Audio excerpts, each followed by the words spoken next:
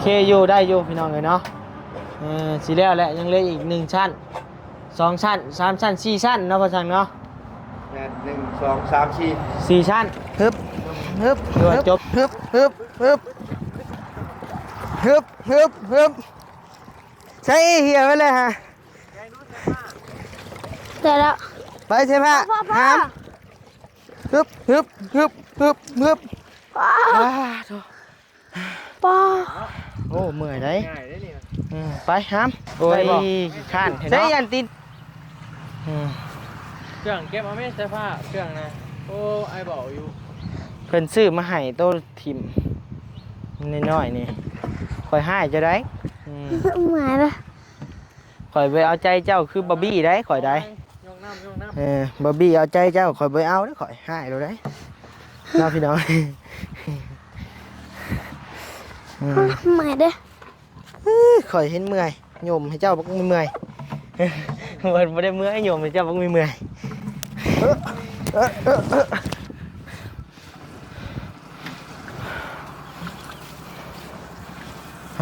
ต่อเบิ้งไอ้สิซ้อนฮดนี่เบิ้งให้อีฮดนี่นั่นนี่เพิ่นฮดนี่นี่อันนี้แกงคือแกงมะขามนี่ว่าอยากแกงให้ดิทานสุดท้ายแล้วไปสู้ๆไอ้กับบุยุบัดบุญทวีเด้บ่ายฉาง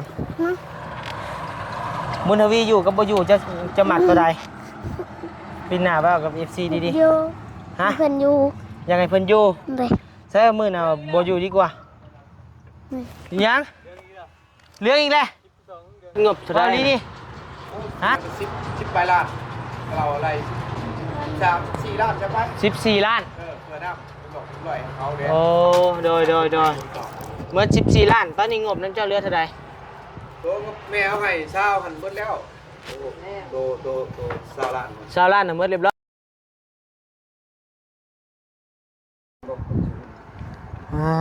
ต่อเปิดคลิปเปิดภาพมาพี่น้องเลยเนาะใช้อย่าไปสั่นก็โตไอ้มันกล่องICPมาพี่มาสบายดีปลาลุงเนี่ยอย่าเพิ่งจับนะเดี๋ยวทีมเนี่ยเอาเมื่อได้ยิงไว้เบิ้งอันสิตามเนี่ยอึ๊บ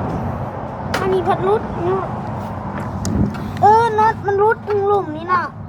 น็อตตัวนี้ก็รุดเลยน็อตเหี้ย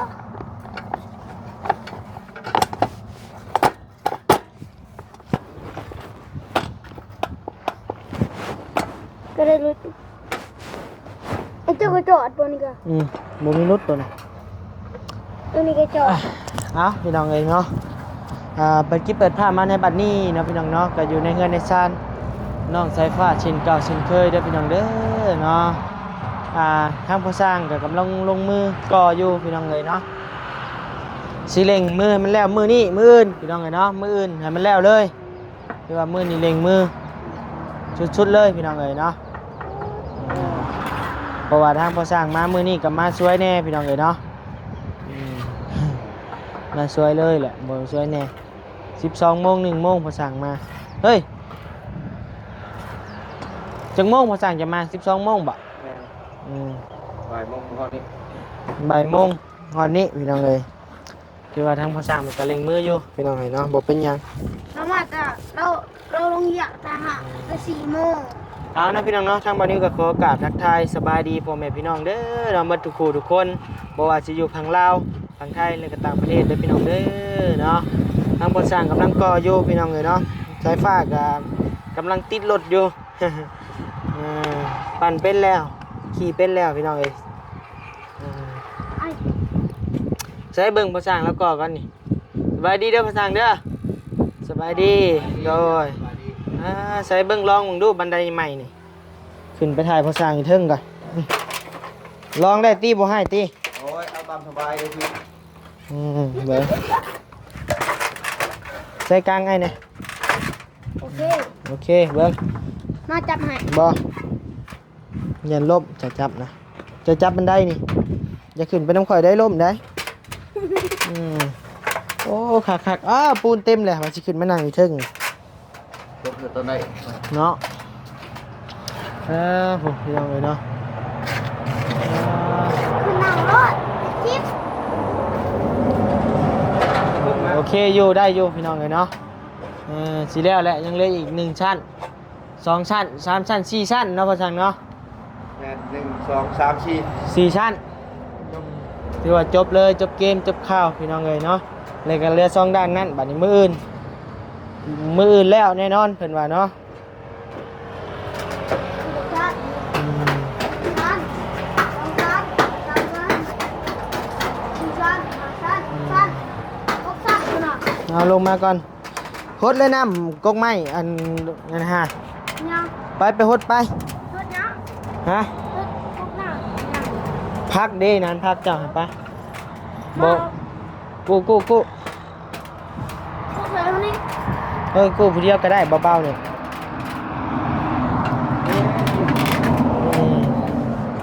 โอเคมันเบาๆเนี่ยเนาะมันเป็นมีเนียมพี่น้องเลยหามือเดียวก็ขึ้นใส่ตังบัวให้ซื้อมาให้อยู่ใช่ไปพดน้ำไป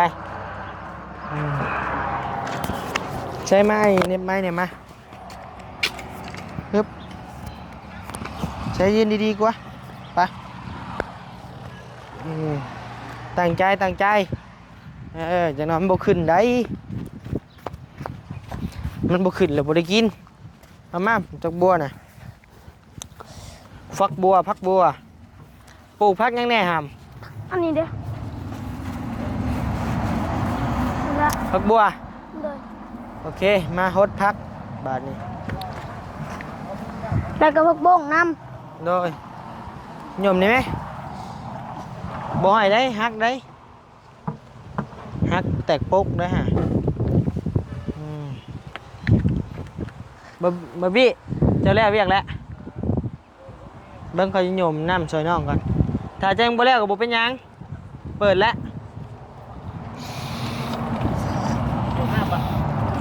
บ่ค่อยสิโยมดอกจะจับกล้องค่อยโยมดีๆครับโยมดี ำถอดเกือบก่อน ๆโยมน้ำหรือถอดเกือบ ถอดเกือบได้เหรอ อันนี้มันยากเว้ยเขาต้องไปหานั่นเว้ย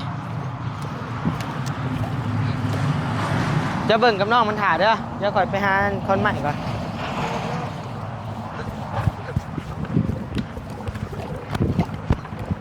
ว้า ไปแล้ว มาอยู่ ไม่อยู่อ่ะ มาเอาบอกไม้มาให้ ฮึบ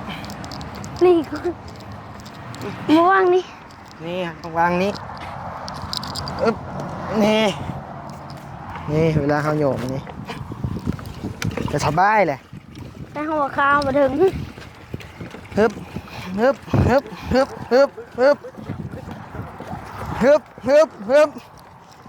ใช่เหี่ยวไปเลยฮะ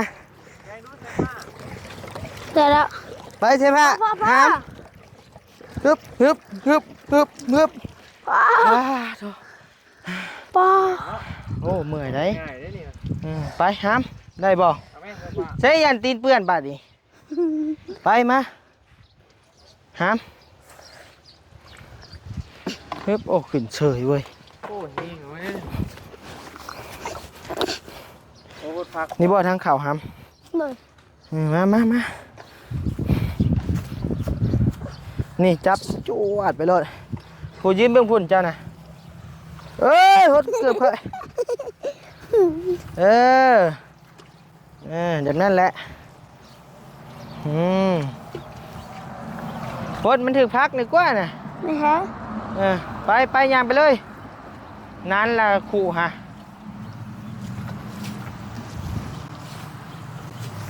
โอ้ยขี้ข้านเห็นเนาะ เครื่องเก็บเอาแม่เสื้อผ้าเครื่องนะโอ้ไอ้บอกอยู่ เพิ่นซื้อมาให้โต้ทิมน้อยๆนี่คอยให้จะได้ มาละ คอยไปเอาใจเจ้าคือบอบบี้ได้คอยได้ ยกน้ำ บอบบี้เอาใจเจ้าคอยไปเอาได้คอยให้เราได้น้าพี่น้อง มาเด้อ คอยเห็นเมื่อย ไป โยมให้เจ้าบักเมื่อยบ่ได้เมื่อยโยมให้เจ้าบักเมื่อย1 2 3ฮึบฮึบฮึบฮึบ เบาๆนะ ฮึบฮึบฮึบเมื่อยแล้วใช่ปะ เบาๆนะ เบา เบาๆนึงได้ ต่อหน้ามืดตามัวไปเลย ยังไม่ทันเต็มซับ ได้แล้วสำนักกะ เศร้าๆนี่รถอยู่บ้านไฟฟ้า โคตร โคตรรีบอ บ่แก้วบ่พาคน เลยไปสอง ใส่หน้านั่นบัดนี้ ระวังลง ได้กินยำบ่แก้วนะเจ้าเนาะ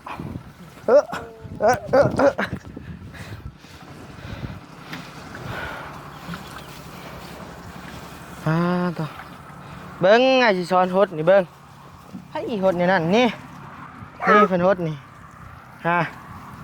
นี่อันนี้แกงคือแกงมะขามนี่ ว่าอยากแกงให้ดิ งานสุดท้ายแล้ว ไปสู้ ซ้ อ้ายก็บ่อยู่ บอกมาแล้วมือนี่ ตายแล้วบ่ว้าวได้อ้ายนะเมื่อยแล้วอย่าเป็นได้ก็เป็นมีแต่น้องสายฟ้าหรือเป็นหรือหายรถนี่น้องสายฟ้าเนาะเจ้ากินฮอดข่อยอยู่บ่ข่อยบ่มา ำทอดเจอ บ่ เลย กินฮอดทุกคนเลยเจ้านะผู้ใดได้กินขนมนำกินฮอดหมดบัดบุญทวีเด้บ่ให้สิถามบุญทวีอยู่กับบ่อยู่จะหมักตัวใดปีหน้าบ่าวกับ FC ดี อยู่ ๆฮะ เพิ่นอยู่ ยังไงเพิ่นอยู่ เลย ใช่มื้อน่ะบ่อยู่ดีกว่ายังเรื่องอีกแล้วว่าลีนี่ฮะเอ้าเขาบอกแล้วเรื่องตัวมอไซค์ผ้าขึ้นเทิงหั่น ตัวใดก่อน ตัวผักบ่อันคลิปหนูอ่ะบ่มาให้อ้ายอยู่น้ำเตบัดมื้อน่ะอ้ายได้ยินเจ้าคือว่าว่าบุญทวีอยู่บ่อยู่ดีกว่าบ่ ทำไปอย่างนี้ อ้ายอยู่ม่วนกว่าเนาะบ่ย่านเนาะ หันอยู่ แมว อยู่กับแมวเลยนะแมวจะตื่นก่อนไฟฟ้า สื่อบุญมี ฮะแมวสิบุญมี ไม่ซื้อบุญทวี ก็วุ่นแล้วสื่อให้ ไม่ไอ้รู้เรื่อง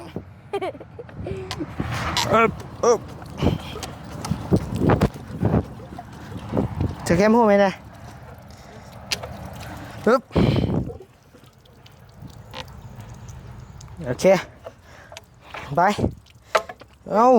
หักยักษ์ฮะไอ้บอกอย่าเกาะใช้มันสิหักไป ว้าว เช็ดเห็ดได้ไหมบอกให้บ่เด้อ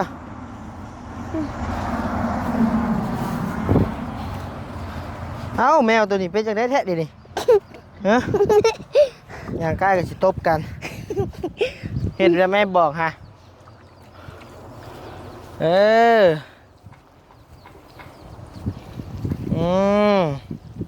กระโบเมื่อย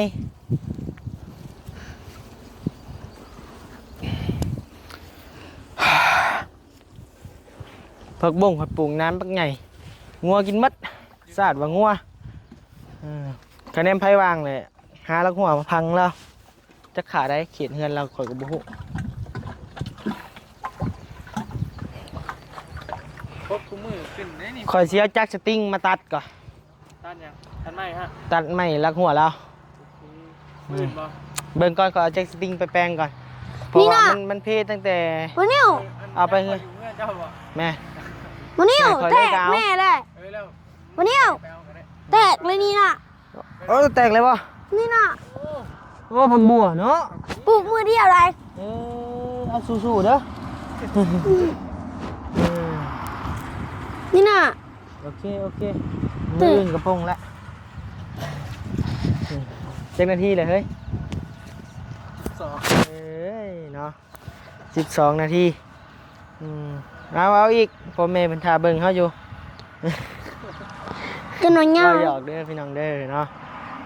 ทั้งบอบบี้สิออกเมื่อผมข่อยเลยบ่หรือว่าอยากอาบน้ำน้องมันบ่แต่ว่าผ้าวในมือนี้โอ้มาแต่เช้ากับค่ำเฉยสั่นแหละเนาะพี่น้องเนาะ บริมาคำแล้วเมื่อค บรีบ่บรีเมื่อไร ำเลย ทางบรีกับเมื่อแล้วสิพาครอบครัวไปลิ้นบุญก่อนว่าซั่นเนาะ เจ้าไปบ่เจ้า ข่อยกับพังเบิ่งเนาะพอหมู่คู่หลายคนก็ใจไปนำบ่ ฟังเบิ่ง โอเคหมู่คู่หลายคนหมู่คู่ที่อันเคยทำเคยเฮียนกันแหละว่าบ่มีรถมีร่างว่าอยากไปน้ำว่าสั่นเนาะเอาเสร็จแล้วเนาะพี่น้องเนาะโคตรพักโคตรหยาบุญทวีก็ยังบ่มาคือเก่าใครแต่ว่ามื้อนี้พอสร้างมาพี่น้องเอ้ยเนาะพอสร้างมาว่าเรื่องพอสร้างเลยก็ปะพาข่อยไปหาพอสร้างนี่ปะสายฟ้าเฮ้ยมาหาข่อยหน่อยเฮ้ย จิบมือดิ เอาปลาเป็นนิดดิเชียงหน่อยมืออื่นมาเบาแก้วแล้วฮะใช้หัดมือนะปลาเป็นนี่เงินเบาแก้วมาเลยแล้วสิบเห็นเพราะว่าส่วนนี้เบาแก้วได้เป็นผู้จัดสร้างพี่น้องเลยส่วนบานิวหาล่มทลายแล้ว บายบายห้องพี่ จบแล้วส่วนบานิวนะเรียบร้อยแล้วเดซโมเล่ชิบไปใช้อันไม้อยู่ในข้อใช้ฝากหรือว่าพี่น้องเอ้ยสบายดีเซฮายสบายดีเสียงมาก่อนคนได้เนาะเป็นจังไดเงินชานเจ้าพอสร้างเรียบร้อยน้ำเรียบร้อยไม่ได้จ้ะ ไม่ครับน้ำสั่งแล้ว เรียบร้อยไม่ยักเส้นใหม่ ไม่ ใช่ปะ นั่นไม่ข่าวชิบ ไม่ข่าว40 ไม่เนี่ยเศร้าไม่ตัวนี้ ไม่48 ชิ้นยัวเพราะว่าไม่ชิ้นยัวแต่ก็ไม่คือ เอามาไง สอ นี่ งไม่ โดย สองตัวพอแล้ว เรียบร้อย นาหาละ มัดงบเท่าไรนะ โอ้คือนั่นเป็นสิบปลายล้านเราอะไร4 ล้านจะไป 14 ล้าน เพื่อน้ำบอกด้วยเขาเด้ โอ้โดยเมื่อ14 ล้าน ตอนนี้งบนั้นเจ้าเรือเท่าไร ตัวแม่เขาให้เศร้าหันเบิดแล้วตัว20 ล้าน 20 ล้านน่ะเมื่อเรียบร้อย ตั้งแต่เพิ่นให้ตัว2เพิ่นมามอบมันนั่งอยู่ตัวนึง โดยยังเรือเท่าไร 2 ล้าน เรือ2 ล้าน ปลายมันจะจ้างค่ารถมา โดย ตัวชาวปลายกันยัง บ่เป็นหยังโดย มีแต่หมดจะจัดสรรเอาเองเพราะว่ามอบเงินให้หมดเจ้าแล้วเนาะ ก็ดีใจน้ำเนาะไม่ก็ได้แล้ว มีแต่แล้วเงินใส่ผ้าแล้วก็ไปขึ้นเงินตัวเองเนาะบัดนี้เนาะ โดย เดี๋ยวว่าเงิน2 ล้านเม่นชื่อเล็กตะปูบัดนี้ แม่ ทางบัดนี้ก็ขอบมกขอบใจทางแม่เพิ่นเนาะพี่น้องเนาะที่สดซอยผู้สร้างเนาะทางแม่สร้างมันก็โอ้ยพี่น้องเอ้ยดีใจยืนเคารพธงชาติบ่น่ะ โดยสบายดีเนาะศาสตร์ลาวตั้งแต่ใดมาบ่ห้องเป็นอีบ่เว้ยพี่หน้าเบิ่งให้ซิห้องดูศาสตร์ลาวตั้งแต่ใดมาแล้วก็ย้ายอีก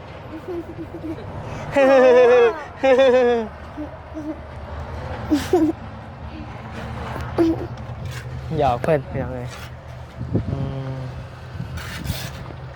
ต่อหาบอบบี้จับกล้องให้พี่น้องเอ้ยเนาะ ตัวเนี้ยเรา เมื่อพร้อมกันเนาะเอาขึ้นรถข่อยเนาะเดี๋ยวข่อยพาชิ่งเอาอยู่ดีมีแฮงเด้อพี่น้องเอ้ยเนาะบัดนี้ก็สิได้ลำลาพาจากแล้วเนาะพี่น้องเนาะลำลาพาจากอยู่เฮือนน้องสายฟ้านี่แหละพี่น้องเอ้ยเนาะสิแล้วแหละเดี๋ยวดีมกดีใจนำหลายๆเด้อสายฟ้าเด้อมีแต่อ้ายเจ้าแหละบ่อยากได้เฮือนบ่อยากได้ซ่านไปอีกแล้วพี่น้องเอ้ยไปลาดโอ้ยเอาบ่ว่ายังน้อยอยู่พี่น้องเอ้ยยังบ่ฮู้จักขึ้นหยังดอกเนาะเอาขอบคุณหลายๆเด้อเนาะพี่น้องที่เข้ามารับชมคลิปบ่นิวโดยตลอดมาเนาะวันนี้ก็ขอบขอบใจขอให้พ่อแม่พี่น้องอยู่ดีมีแฮงความเจ็บบ่อยได้ความไข้บ่อยมีปรารถนาสิ่งใดขอให้ได้สิ่งนั้นสมความมุ่งมั่นปรารถนาจะเจ็บจะจนร่ำรวยๆเด้อพี่น้องเด้อบ๊ายบายสบายดี สบายดีน้ำ สบายดีนำ